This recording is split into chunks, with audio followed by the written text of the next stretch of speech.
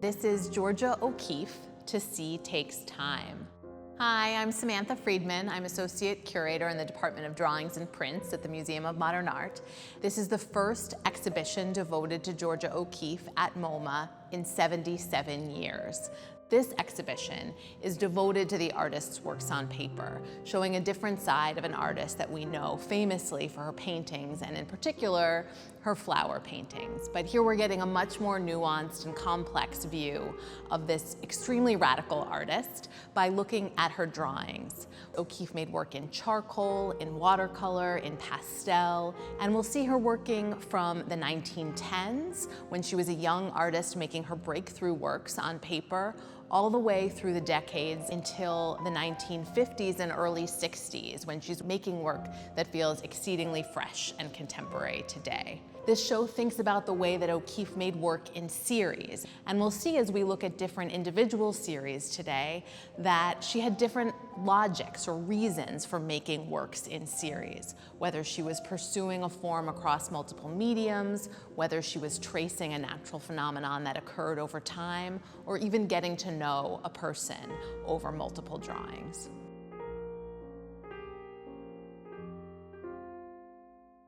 So we're standing in front of a pair of works, number 8 Special, which is this charcoal, and a watercolor in blue called Blue 1. These are two works Georgia O'Keeffe made in 1916, and you can see that they both have this incredible vortex, this spiraling form that they push against the edges of the composition. There's this really palpable sense of movement and dynamism. Decades later, remembering making these works, O'Keeffe said, "I have made this drawing several times." And she was thinking about this spiral form. She said that she had shapes in her head, and she pursued that same shape over and over again, playing out all of its possibilities. And in this case, the key difference we see within this series is her testing the effects that a different medium would have.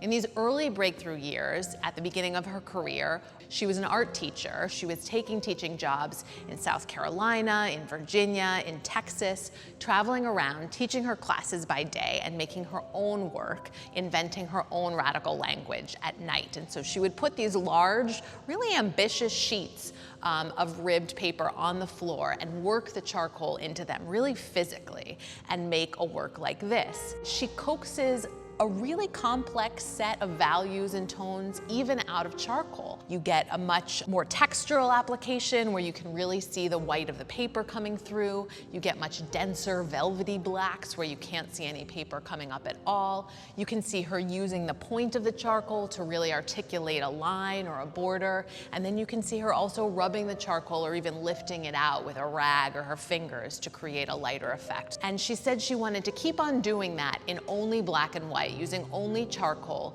until she couldn't possibly get away without it, until she definitely needed to go on to the next stage. And that's when she turns to blue. And blue is the first color that she turns to. And you can see the kind of radiant effect of that in a watercolor like Blue 1, where you have this incredible variation, gradations of different tones and hues in that really luminous color, really creating a dramatic range of tones, whether in charcoal or in watercolor.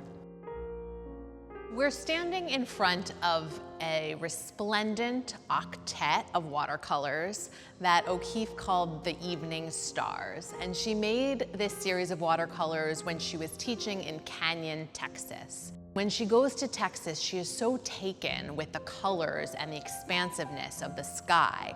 She writes to her friend, Anita Politzer, back in New York, "The sky. Anita, you have never seen the sky." And she expresses that sense of awe in this series of watercolors. In this series, there's a different kind of a logic, and that is to trace a durational phenomenon, something that occurs in nature and occurs over time. A sunset, if you think about it, is something that is fluid, that changes, that happens as a duration. And so it makes sense that O'Keeffe would think that you can't possibly begin to express a phenomenon like that in a single work on paper. And so she gives us 8 of them. So we're understanding a natural progression, and we're also understanding the development of an artist's process in tandem. So if we kind of go through and we look at them one by one, you can see how she starts with this extremely bled composition. It almost reminds me of a work that someone like Mark Rothko would make decades later, a kind of abstract expanse of colors bleeding into each other. And then she starts to refine and define different bands of color as you move to the second watercolor. And you can sense how much control she has over her medium. And here she both utilizes the kind of bleeding and pooling effects that give that sense of a watery sunset within the bands, but she very carefully and with exceeding control keeps certain strips of paper in reserve. She keeps that blank paper to delineate between the bands of color. By the third, you can really see how graphic it becomes, how those spaces between the bands of color really create a kind of graphic composition. And then the bleed starts to happen again, and you can see her trying to test every possibility. What happens if I take that area of blank paper at upper right and I drop in a green sky? What happens if I drop in a blue sky? What happens if it starts to all bleed together again and I drop in a red sky? And then we get to the 7th and finally the 8th iteration when she's really bled the sheet again. And we'll notice that there are multiple differences about that 8th evening star. She's made this 8th version on a larger scale on a long fibered Japanese paper, and that paper will absorb the watercolor differently. O'Keeffe was an artist who was exceedingly intentional about her materials, very particular, very specific. Nothing was left up to chance. And we know that she would have particularly chosen this paper for this ultimate iteration in order to achieve exactly that bled effect that a sunset would require. We're standing in front of a pair of works, this time a pastel called Over Blue and a related painting called Music, Pink and Blue. When she moves to New York in 1918, she has more support financially, more freedom to paint.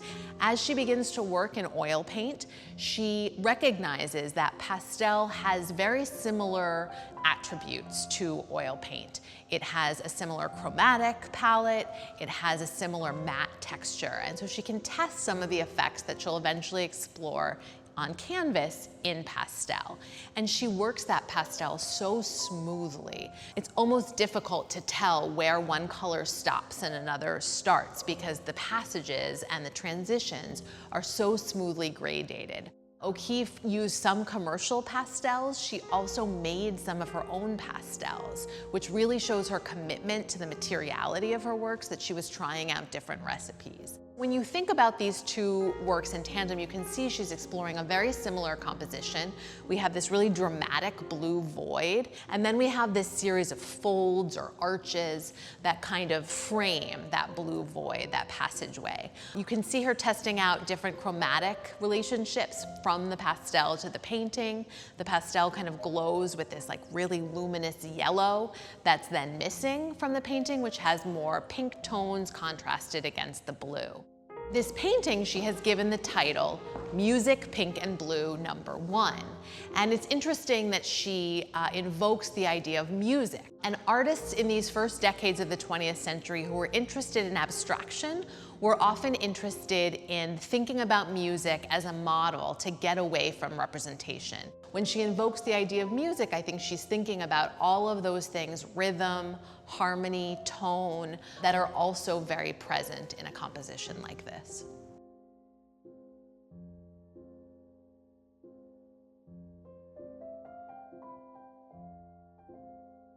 we're looking at a group of pastels that O'Keeffe made in 1922 on a visit to York Beach in Maine. And even though she's an artist who we think of in relationship to the landscape, we don't often think about her in relationship to the ocean. So these oceanscapes were surprising to me when I began the research for this exhibition.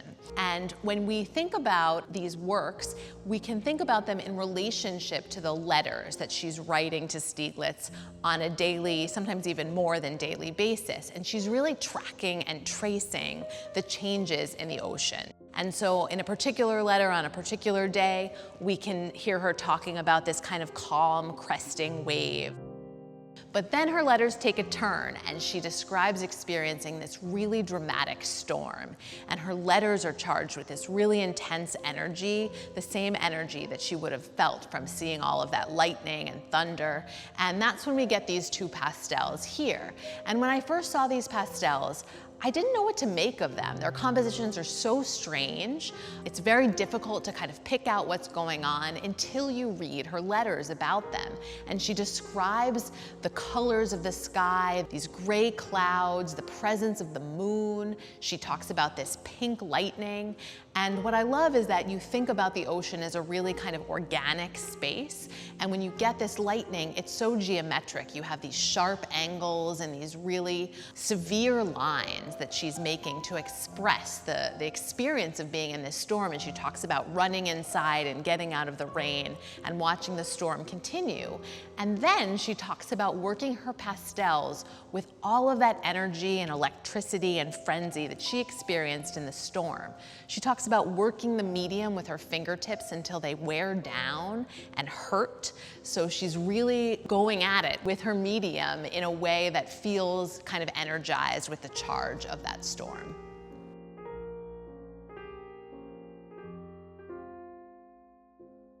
We're standing in front of 4 portraits O'Keeffe made of her fellow artist Beaufort Delaney, and I find these surprising in a number of ways. Portraiture is not a genre for which O'Keeffe was known. She made very few portraits and even fewer realistic portraits such as this.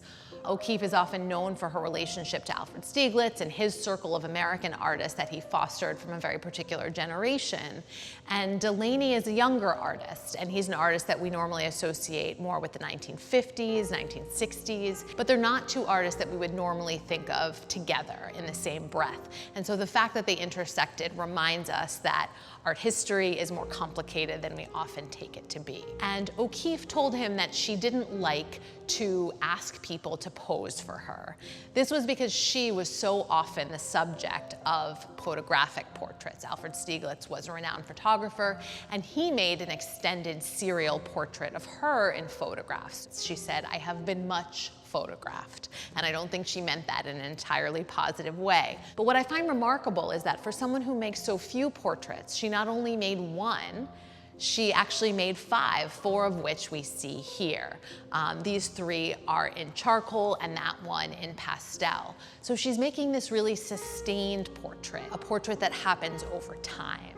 And so I love this idea that the way that she positions the act of extended looking is in relationship to the act of knowing a person. You can't capture the complexity of a human being in a single drawing. You need multiple drawings to even begin to point towards what a human being might be. And O'Keeffe referred to Delaney as a very special person, a very special experience. I'm reminded of the quote that serves as the title for this exhibition. O'Keeffe said, "Nobody sees a flower really. We haven't time, and to see takes time, like to have a friend takes time." In this room, we have the last series in this exhibition. We have a number of charcoal drawings, 3 over here, 3 over here, and several paintings, 2 to my left, 1 to my right. We also have a series of small sketches that O'Keeffe made, which led to this entire body of work.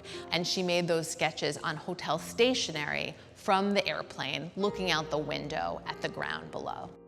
O'Keeffe made a 3-month trip around the world. She's looking out the airplane window and looking at the forms below. So she's getting this very different perspective on landscape. That distance is almost a way to abstract otherwise recognizable forms. Although O'Keeffe cautions us, she says there's nothing abstract about these pictures. They are what I saw and very real to me. When you look at them, you might not know what they are, but when you see the sketches on the hotel stationery that she makes, you can see how she's jotting down kind of the curve of a riverbed that she's seeing from the plane window and how she's translating it from the barest of sketches to a lovingly worked charcoal drawing, and then extrapolating the forms from charcoal into a rich palette in oil paint. So we see her adding a really subjective palette of striking blues and greens. O'Keeffe would often, in her career, think about the relationship between abstraction and representation in her work. This was a really subtle and complex relationship for her, and she's thinking about forms in the world, she's observing forms, but she's often presenting them in ways that might at first appear to us abstract. The language she's using here is so fresh, so contemporary.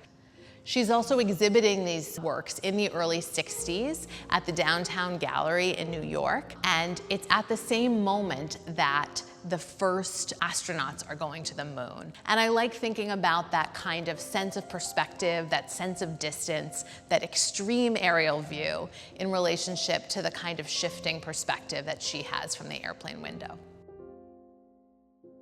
The hope for this exhibition was really to show Georgia O'Keeffe in a new way. I really believe that seeing these works in context and in concert with each other shows us a side of this artist that is more radical than maybe the artist that we understand from the calendar or the Mother's Day card, those kinds of flowers that she had become so iconic and famous for. O'Keeffe was often over-mythologized, became such an icon, but maybe understudied. She said to see takes time, and I chose that quote for the exhibition's title because it's really an invitation. She took time in seeing and looking at the world around her in order to make this work, but the phrase began to have multiple valences too. I think it's taken time for us to see O'Keeffe. This is an artist that, despite her prominence, it's really taken time for us as audiences to see with clear eyes. O'Keeffe is inviting us, and we're inviting you to take time in looking.